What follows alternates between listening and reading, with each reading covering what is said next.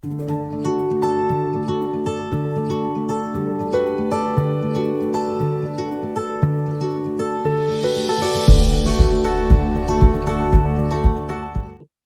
para todos, parashá Kitetse, que traduce cuando salgas. Esta parashá tiene bastantes temas. Primer tema nos habla sobre las cautivas de guerra, los derechos del primogénito, el hijo desviado y renegado, sobre la sentencia a muerte, sobre el tema de el cuidado de la propiedad ajena, la prohibición de usar los hombres ropa femenina y viceversa. Esto no se refiere a que el hombre, que la mujer, por ejemplo, no pueda usar una chaqueta ni un pantalón, no se refiere a eso, sino que hay ropa diseñada para mujer, de uso para mujer, y ropa diseñada para hombre, de uso para hombre. Yo no me puedo poner un pantalón de mi esposa, está prohibido en la Torá, ni viceversa. Echar el nido del nido a la madre, esto tiene que ver con el cuidado a la naturaleza, con el respeto a los animales, sobre las protecciones en la tierra, sobre quilaín, mezclas y combinaciones prohibidas, lana y lino, etcétera. El precepto de los tzitzit, es decir, de los hilos que cuelgan del talit. El mandamiento está aquí en esta parashá, el mandamiento de la difamación contra una mujer casada, el adulterio, la violación, las relaciones prohibidas, sobre pureza e higiene. Fíjense que dice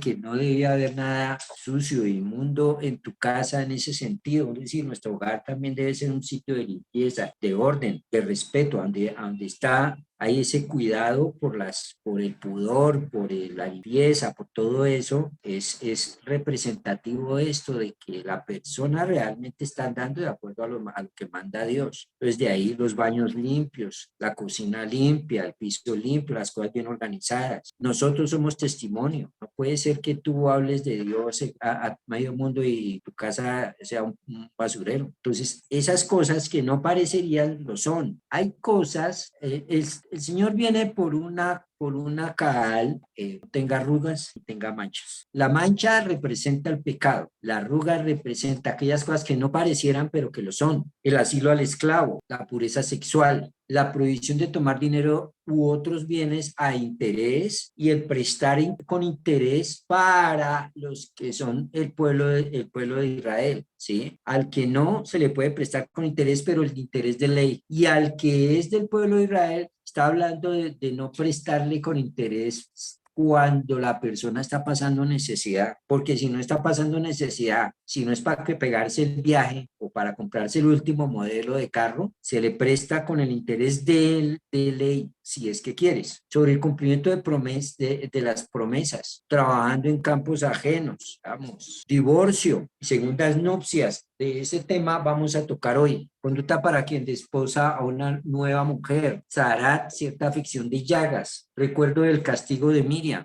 En el curso de Tevila vimos el tema de Zarat, sobre las prendas y garantías, sobre el pago al jornalero. Uno puede retener la plata del pago de otra persona. Está prohibido en la Torá. Uno no debe calentar la plata a los demás. Ya no es de nosotros. Y esta ya es el día que se convino sobre el pago al jornalero, sobre testimonios de padres e hijos, sobre la injusticia y el retrato y el trato, perdón, a los débiles. No me pasé acá, me quedan dos. Sobre las gavillas y los frutos para los necesitados y el pan de la flagelación. Si consideramos que prestar con interés es algo inmoral y rechazable, ¿cómo es que la Torah permite hacer esto no judío, una persona que no es del pueblo? Y si por el contrario prestar con interés es considerado algo natural y común en la sociedad, ¿por qué lo prohibió la Torah para los judíos? Y la prohibición rige cuando el que pide prestado acepta pagar intereses. Entonces, este tema es un tema muy amplio, es un tema que obviamente hoy no vamos a tratar, pero la base de la ayuda al necesitado está en si puedes ayudar, por supuesto no le vas a ayudar sumergiéndolo en una deuda mayor. Y comienza la parashá diciendo, cuando salgas a la guerra, quítese es cuando salgas sobre tus enemigos, cayendo los entregará en tu mano y los tomará prisionero. Entrando en tema, de Barín 24:1 dice, si un hombre se casa, convive con su esposa y después deja de agradarle por haber encontrado en ella una actitud inmoral, le escribirá un acta de divorcio, se llama un get, se lo entregará en su mano y la despedirá de su casa. Pero aquí tenemos que ver varias cosas. el divorcio en este caso está supeditado a la voluntad del hombre. Uno puede decir, ¿por qué tiene una mujer o tenía una mujer que vivir sujeta a lo que determinara si se le daba la gana o no? Al hombre darle la carta de divorcio cuando de pronto su hogar era una cosa terrible. ¿Por qué someter a la mujer a esperar a que el marido le diera el divorcio? Si de pronto él, por odio o por las razones que sean, no se le venía gana a entregarle esa carta de divorcio para que ella pudiera irse y hacer una nueva vida. En la antigüedad, cuando regían los tribunales rabínicos y regía, obviamente, el Sanedrín, etcétera, una circunstancia como esta era evidente y real y por muchos siglos lo fue. La mujer, si el marido no le daba esto, quedaba sujeta hasta que se resolviera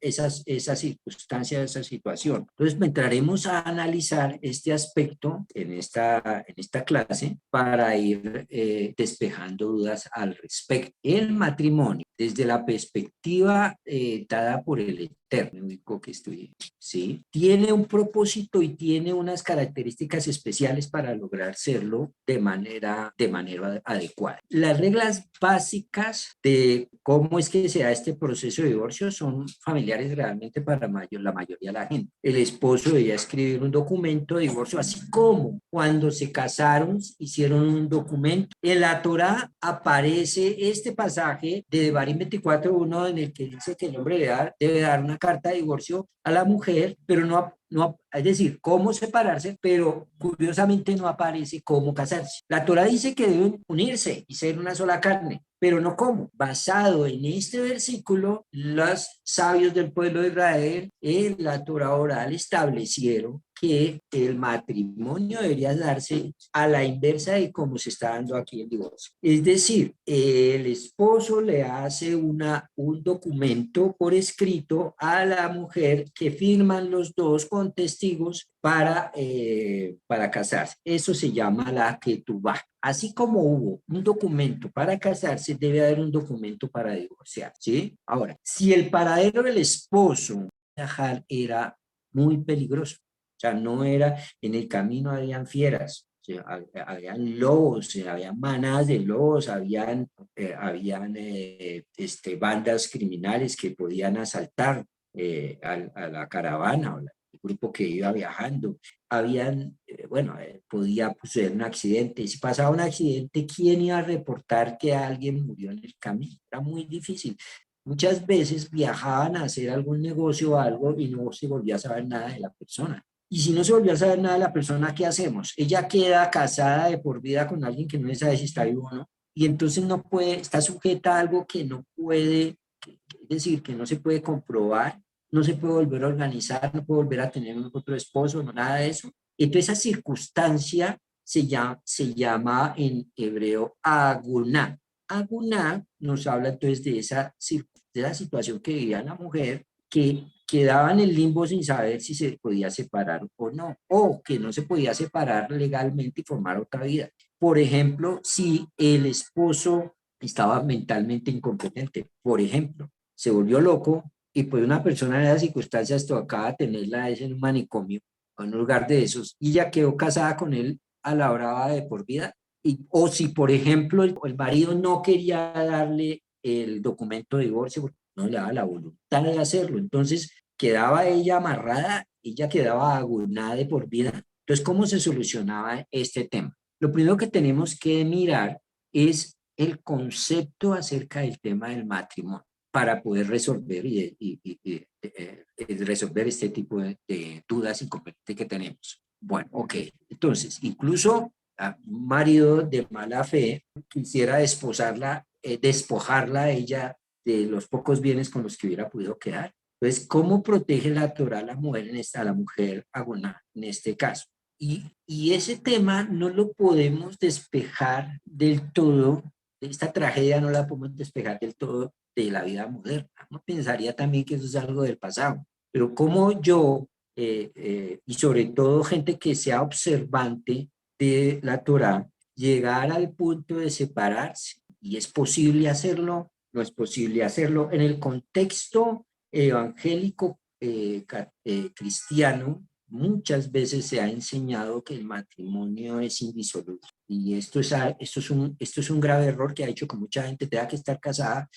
Yo, por ejemplo, conocí el caso de una compañera de la universidad que la mamá había vuelto, se ha convertido evangélica, cristiana, evangélica, y ella, pues obviamente leía la Biblia en casa, etcétera, y el marido era un troglodita que cuando la veía leyendo la Biblia, la cogía a golpes, muchas veces que mi compañera me comentó, la cogía a patadas, la golpeaba, de todo, y en la iglesia, el líder o el pastor o el que sea, gente que no está preparada para esto, es que para sentarse uno a dar un consejo, tiene que prepararse, tiene que conocer lo que dice la palabra, no ponerse a hablar porque Dios me dice nada más. Entonces, que no, que ella tenía que ella tenía que aguantarse y tenía que luchar para sacar adelante ese hogar, porque la voluntad de Dios era que el matrimonio no se debía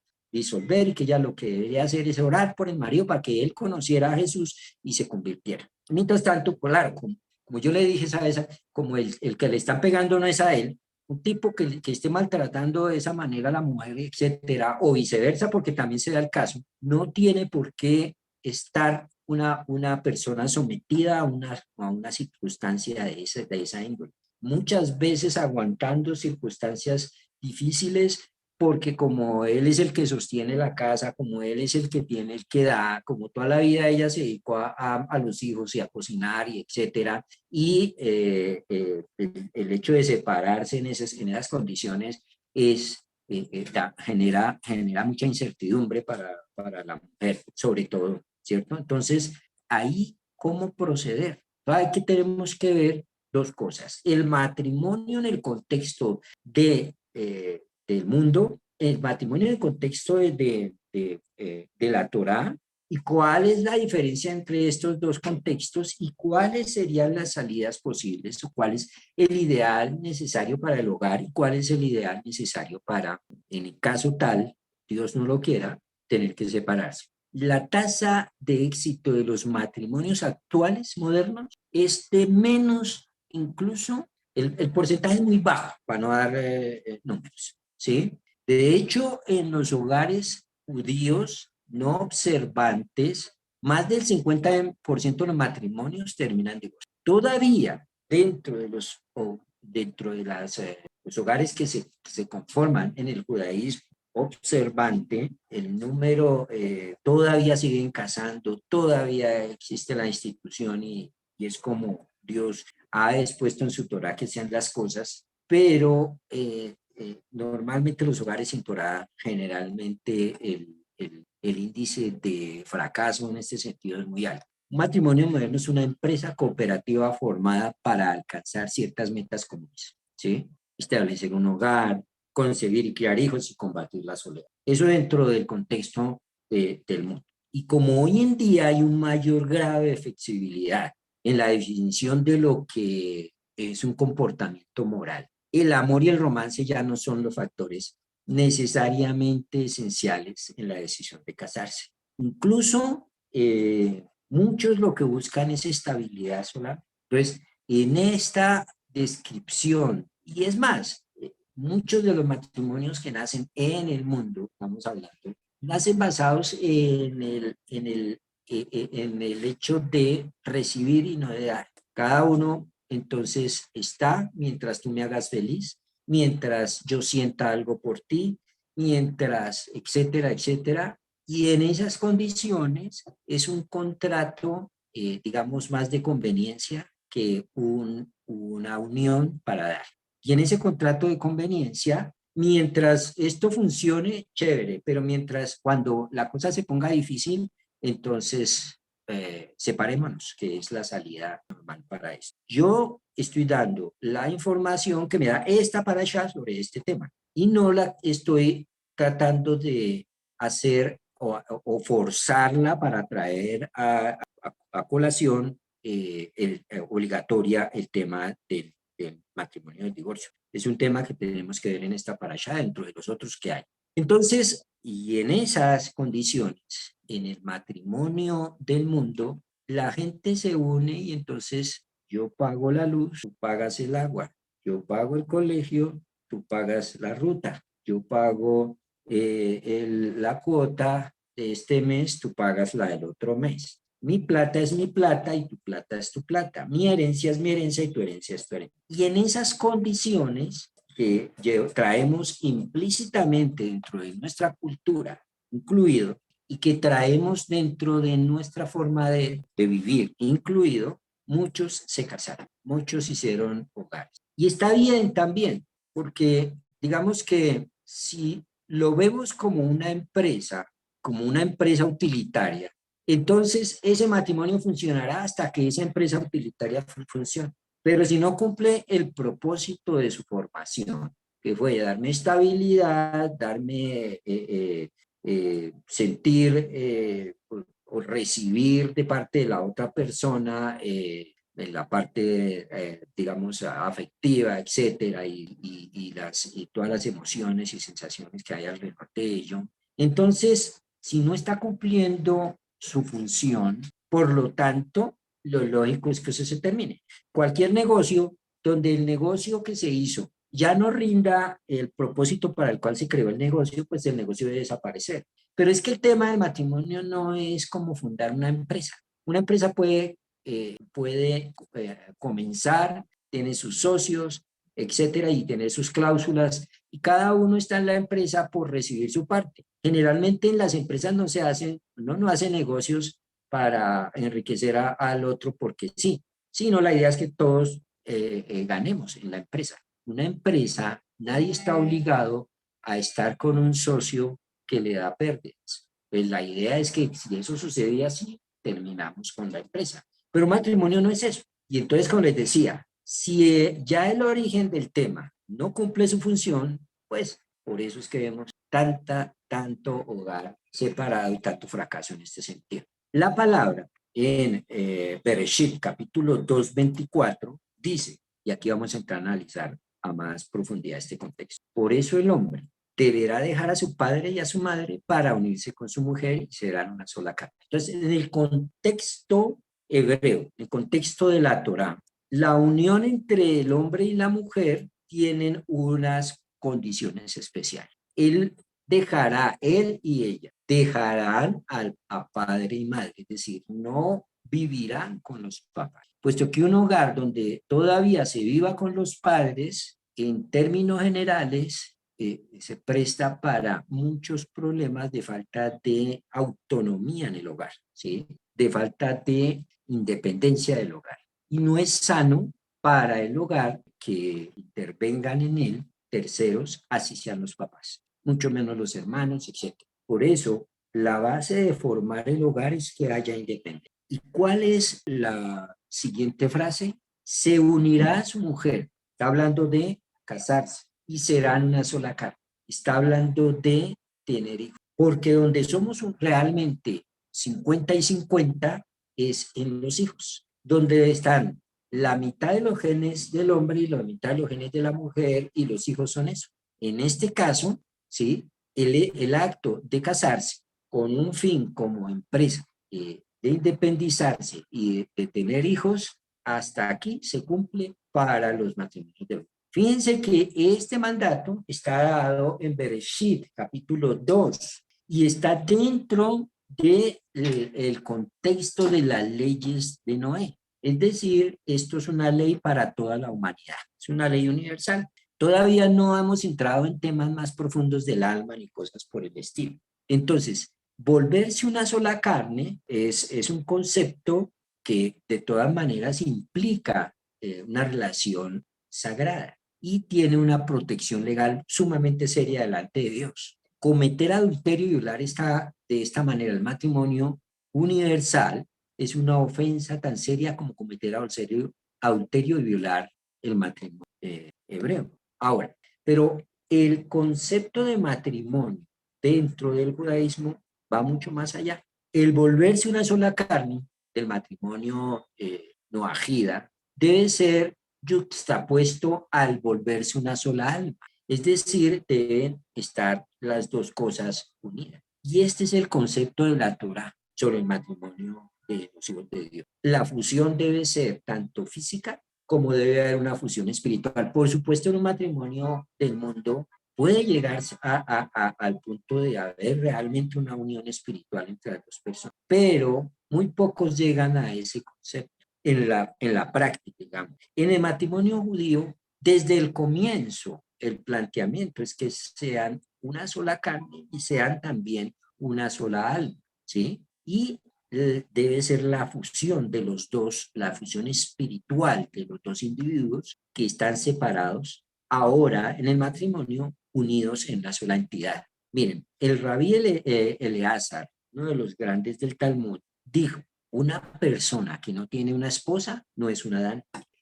El concepto de la Torah con respecto al hombre es que el hombre, mientras esté solo, todavía no es hombre, está a medias, ¿sí? Y en especial estamos hablando del hombre del varón. Realmente el varón no es varón si no está, si no tiene esposa, si no tiene una mujer, porque la mujer es la que lo potencia y es el complemento diseñado especialmente para que él realmente sea varón. Entonces esto nos lo dice el rabino en el Talmud Yevamot 63a con respecto a este tipo de temas. Está escrito en Bereshit 5.2, vamos a ponerlo en pantalla. Hombre y mujer los creó. Es decir, creó un conjunto. Los bendijo y llamó su nombre Adam, hombre. Entonces el concepto de hombre es Adam, que es una sola entidad que se dividió en dos cuando llegó a este mundo de que es un mundo dual. Este mundo material, este mundo en el que nosotros vivimos, es un mundo dual, es un mundo creado dual, ¿sí? Aquí tenemos hombre, mujer, ¿sí? Blanco, negro, día, noche. La Torah comienza entonces con Bereshit, es decir, con la B, que es el número 2, etc. Y cuando el hombre desciende a este mundo, se divide en dos partes, el hombre y la mujer, el varón y la hembra. Y esto nos va llevando también a entender otros principios acerca del tema de la Torah. Un momentico, le estoy compartiendo, pero quiero acá cerrar algunas ventanas que tengo. Bueno, entonces, ahora, sigo compartiéndoles a ustedes aquí en pantalla. Dice Maimónides, Mujeres 1.3. Una vez que la Torah fue entregada, los judíos fueron comandados a que cuando un hombre quisiera casarse con una mujer, primero debía hacer un contrato formal frente a testigos y solo después de dicho acto ella sería considerada su esposa. Una vez que se haga dicho contrato formal y que la mujer haya sido santificada, a pesar de que él nunca haya tenido relaciones con ella y a pesar de que ella nunca haya entrado a su casa, ella será considerada una mujer casada. Quien quiera que tenga relaciones con ella recibirá pena de muerte y si él quiere divorciarla, entonces ella necesitará un documento de divorcio. Ahora, ¿cuándo es que ella empieza a ser diferente? Cuando ha sido santificada. ¿Qué es santificada? Santificada es apartada, ¿sí? Ya ella no está disponible, ella ha sido apartada, consagrada, santificada, ¿sí? Aún si no han tenido, aún así, si no hayan tenido relaciones. En el matrimonio del mundo, la base del matrimonio es que los dos se fueron a vivir. Incluso haya o no una boda o un acta de matrimonio.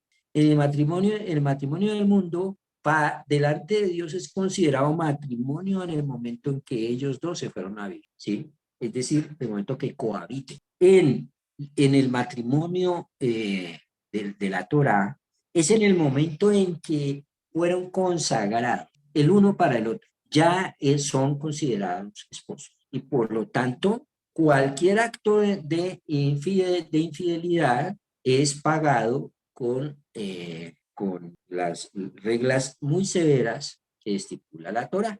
Y expliquemos aquí esto. Cuando Dios creó a Adán, lo creó varón y hembra, lo creó, ¿sí? Es decir, que el concepto inicial de Adán es un alma en la que están incluidos el hombre y la mujer. Dios no creó al hombre y la mujer aparte, sino Dios creó al hombre, al Adán, como hombre y mujer a la vez. No estamos hablando de una hermafrodita, ni estamos hablando de otras cosas. Estamos hablando del concepto, ¿sí? La palabra hombre en hebreo es Ish. Ish se compone de las letras Aleph, de la letra Yod y de la Shin. Ish. Ahora, mujer se compone de las letras Aleph, Shin y Hei. Ish e Isha. Isha es mujer. ¿Cuál es la diferencia de los dos nombres? Ustedes que están viendo Patti Tomer de Borah, que es uno de los tantos libros que hay dentro del tema de la cábala. Esto es un caso de cábala. Esto es una interpretación a nivel sot, una interpretación a nivel profundo del texto. Aquí que estamos viendo, estamos viendo más que la literalidad, estamos entrando a un nivel más profundo que es coger elemento por elemento para analizarlo y sacar conclusión. La palabra ish, los que puedan pongan sus cámaras, tiene 3 letras y de hombre, y mujer también tiene 3 letras. Compartimos las mismas letras, los hombres con la mujer, que son 2. Las letras que compartimos son la Aleph y la Shin. La mujer tiene la Aleph y la Shin, y las que no compartimos son la Yod por el lado del hombre y la Hei por el lado de la mujer. ¿Sí? La Yod y la Hei. Y esto tiene una significancia particular. La Yod es la letra que le fue entregada al hombre por parte de Dios. Cuando Dios creó al hombre y la mujer, a cada uno le dio parte de su una parte de él, parte incluso del tema de su nombre, Uno de los nombres de Dios es el nombre que se crea con estas 2 letras que sobran de hombre y de mujer, la Yod y la G. Y ahí ese es el nombre Ya, ¿sí? Esa es digamos que la primera contracción del nombre sagrado. Si no tenemos presente el nombre sagrado dentro del nombre de hombre y de mujer, tendríamos otra palabra que entraríamos ahorita mismo. Pero básicamente el matrimonio está construido bajo la base de la fidelidad, bajo la base de la lealtad, bajo la base de la incondicionalidad de parte de los dos. No es que ella me tiene que ser fiel, pero yo no, sino que es de parte de los dos, ¿sí? Entonces, Dios en su infinita sabiduría creó a Adán de esta manera y produjo una separación de este ente, de este Adán, apareciendo entonces como protagonistas esenciales el hombre y la mujer, su esposa. La centralidad de la pareja en matrimonio es evidente y amén de ser un hecho natural y querido y deseado y orientado por el creador de toda la naturaleza.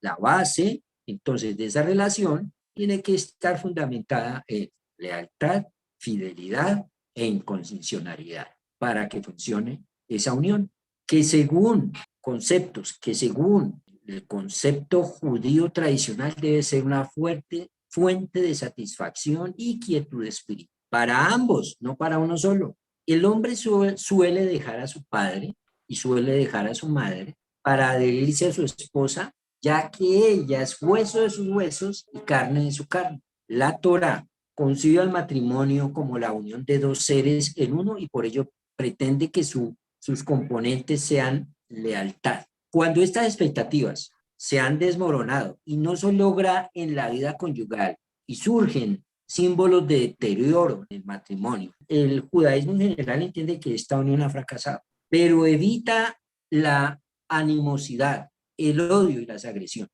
La ley del divorcio que hemos estado viendo no es un simple repudio solamente, sino un procedimiento legal complejo, pausado y mesurado. O sea, no es una cosa de, no se entienden, listo, sepárense. No es así. No es tan fácil como puede ser en el mundo. En el mundo, si ya no se entendieron, o si hay violencia, o si hay infidelidad, etcétera.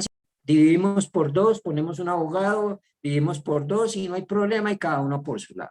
Pero en los caminos de Dios el asunto es diferente. Tiene que haber un procedimiento, tiene que haber, es un procedimiento que no es fácil, que no se puede tomar a la ligera, que se debe medir absolutamente todos los elementos que llevaron a que esto fuera un fracaso. Y debe darse la última oportunidad para que haya reflexión. La labor de los guías espirituales en este campo no es la salida fácil, sino de que haya reflexión. La base con la que Dios dio el matrimonio, la idea con que Dios le dio al hombre que tuviera matrimonio es para que esto fuese de por vida. Si ese ideal no se cumple, no es obligatorio seguir a la brava con alguien, pero ese no era el objetivo inicial de parte de Dios. Por lo tanto, como no es el objetivo inicial de parte de Dios, toda separación debe estar basada en la reflexión y debe darse el tiempo para que se piensen las cosas calmadamente. Porque la gente piensa que cuando me separe seré feliz. Esa es la otra. Antes pensaba que cuando se case va a ser feliz y ahora piensa que cuando se separe va a ser feliz. Y resulta que la felicidad no se va a lograr ni cuando se case ni cuando se separe. La felicidad es un estado en el cual debe navegarse permanentemente. Hay divergencia entre los sabios de la Mishnah en cuanto a las casuales del divorcio. Hay dos escuelas que son clásicas dentro del judaísmo, la escuela de Shammai y la escuela de Hillel. La escuela de Shammai entiende que el término herbat dabar, ¿sí?, o cosa impúdica, como leímos en el versículo citado antes, alude a una infidelidad matrimonial manifiesta y constatada. No es una sospecha la que puede ser la base para un divorcio. Yo sospecho que él tiene otra o que ella tiene otra. Esa no es la base para un divorcio. Tiene que ser según nos enseña Shammai, tiene que ser algo que es manifiesto y que está constatado, o cualquier otro tipo de indecencia sexual, mientras que Hillel, el sabio, entiende el término con mayor amplitud, como cualquier razón privada, no constatable por término alguno. Es decir, que hay dos posturas ahí. Generalmente, la postura de Hillel fue la que se impuso con el paso del tiempo. En el judaísmo sí se es más flexible. Hillel dice que por cualquier razón privada se pueden separar. Si no se quieren, si ya no sé, eso se volvió eso se volvió un calvario, pues más bien sepárense. Ese es el concepto de Hillel, ¿sí? No cocina kosher, o que él tiene mañas sexuales, por ejemplo, o que puede tener otra mujer. Para Shammai, entonces, tiene que ser algo evidente y algo comprobable. Para Hillel simplemente es, él llegó a la decisión que no quiere más esta persona, que no quiere estar, que eso es un calvario, etcétera, una peleadera, entonces hasta ahí van. Ahora, si bien el principio de la halajá acepta la interpretación de acuerdo a Shammai, en este caso, la halajá, es decir, cómo es que las cortes rabínicas determinaron, las cortes rabínicas determinaron que en este caso la línea a seguir es la de Shammai. Si bien en el principio la halajá acepta la interpretación de la escuela de Shammai, regula una serie de excepciones que tornan muy cercana a la Hillel, pues de primar rigurosamente la posición de Shammai, la mujer divorciada quedaría estigmatizada por siempre como culpable de la infidelidad o de falta sexual.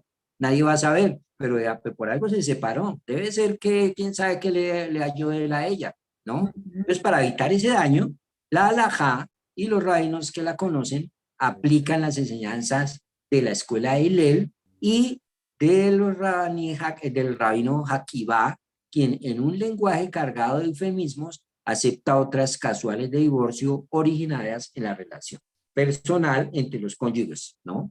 Entonces, hay esas dos opciones. En la práctica, la base entonces, si una pareja insiste en el judaísmo, queremos separar, es que nos queremos separar, es que nos queremos separar, es dar tiempo para la revisión, dar tiempo para el examen, el autoexamen.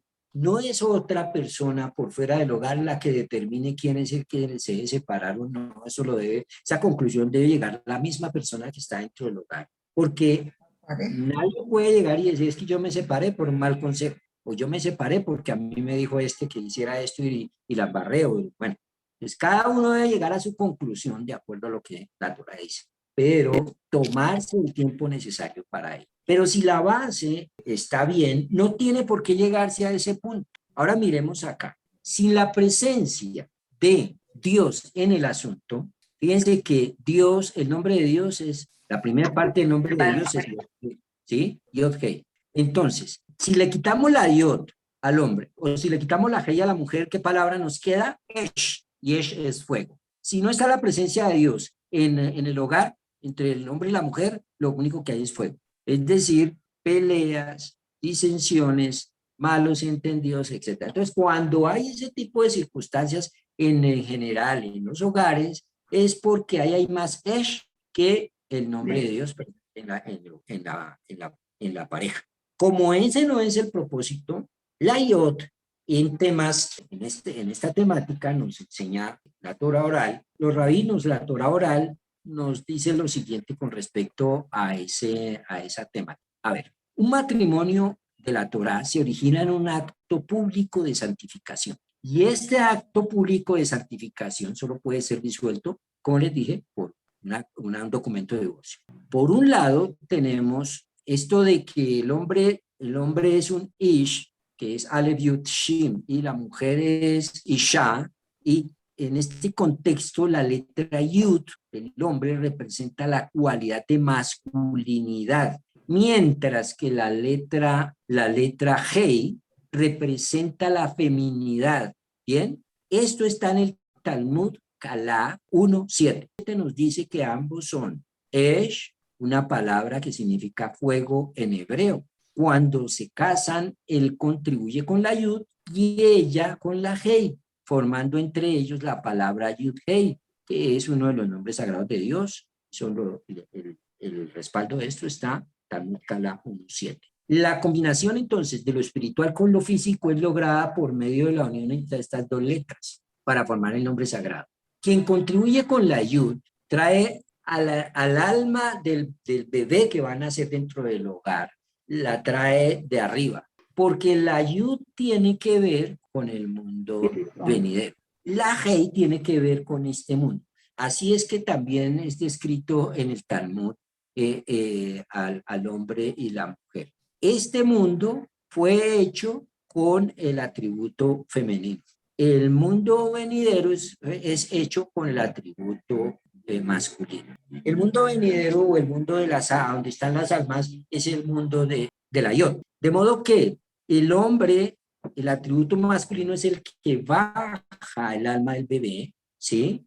Y la deposita en el atributo femenino, que es la de este mundo, en la mujer. De ahí que en el caso de la inseminación, en la relación íntima hombre-mujer, el hombre está introduciendo dentro de la mujer su Yod, ¿sí? Y baja el alma del cielo a desarrollarse en el cuerpo, en el vientre de la mujer. Ahora, la expresión de este origen en este mundo depende de la Hei. ¿Cuál origen? Que de acuerdo a los dictámenes de la halajá, a pesar de que el estatus de ser judío depende completamente de la madre, la conexión tribal de la persona y el estatus familiar de la persona son determinados por la línea paterna. O por medio del hombre es que se baja el alma y es entregada a la mujer. Esta representa el vientre, esto representa de alguna manera también el falo del hombre. Entonces, aquí se desarrolla el alma, viene a este mundo, nace la persona. Bien, si una mujer tiene un hijo, no con un hombre del pueblo de Dios, sino con otro tipo de hombre, el hijo que tenga va a ser judío. ¿Por qué? Porque ha sido depositado de todas maneras dentro de un vientre que es, dentro de la mujer que es consagrada en este mundo. La función de la mujer es ser consagrada y el sitio donde se puede colocar la esencia de la vida el mejor sitio en este mundo donde puede ser colocada la esencia de la vida no es una probeta, sino el vientre de la mujer. Si es así, entonces, cuando nace un hijo con una mujer judía que no es papá del niño, no es judío, aún así, por el hecho de que esto es sagrado, por el hecho de que la Hei es la parte sagrada en este mundo, es que el niño es judío. Pero es un judío que de todas maneras es un huérfano espiritual, porque le falta la yod del papá a nivel espiritual, porque el papá del mundo no tiene la yod porque es un mundano, ¿entienden? Ahora, si la unión es entre hombre y mujer a nivel de Adán espiritual, entonces ese hijo es 100% judío y se va a desarrollar como tal. Pero el hijo que no nació de un padre judío, sino solamente de la madre judía, es judío, pero va a tener que luchar toda la vida para desarrollar su judaísmo. Va a tener que luchar para llegar al nivel que debería haber tenido naciendo de un papá y una mamá hebreo. Bien, en Números capítulo 26, versículo 5, había una crítica que hacían en Egipto y era, ¿y cómo ustedes cómo sabemos si todos los que salieron de allá eran judíos de las tribus, si allá también se pudieron haber mezclado con gente de Egipto? Nosotros por estudios previos sabemos que la mezcla no se dio, en la Torá no se nos dice eso, no hubo mezcla. De hecho, el nombre de Dios para ratificar que el pueblo que salió de Egipto era el pueblo de Israel que no se había contaminado y no tenían hijos de padres no hebreos, cuando se hace el recuento de las tribus en Números 26:5 en adelante, entonces este es un solo ejemplo porque hay muchos más versículos, dice por ejemplo, Reuben, Bejor Israel, Benei, Reuben, y aquí nos está diciendo al final, Paluí, que lo que tradujeron en español como Paluita. Los descendientes de Rubén fueron de Janot, la familia de Janojita, de Paul, la familia Paluita. Fíjense bien que comienzan los nombres siempre con la G y terminan con la Yod. ¿Bien? ¿Se dan cuenta? Aquí también, no lo marqué, pero aquí comienza con la G y terminan con la Yod. ¿Qué quiere decir eso? Que la presencia de Dios, que Dios certificó con su nombre sagrado que estos eran legítimos. Nótese bien la precedencia de la letra G en los nombres. Esto lo analiza Rashi y lo explica. El propósito del matrimonio judío es crear una unión espiritual entre la Yud y la G, entre la santidad de este mundo y la santidad del próximo mundo. Y por lo tanto, es necesario que los dos actúen y funcionen como un solo ser, desprendidos de cualquier tipo de premisa que sea la base de la construcción del matrimonio. La base de la construcción del matrimonio, dentro de los términos de la Torá, no es el dinero que se tenga, no es lo que se siente por la otra persona, hablando en términos emocionales, no depende de eso, sino de que los dos tengan o no tengan hijos, incluso fueron creados para unirse en esta dimensión y los dos lograr ser uno real. Bien, preguntas.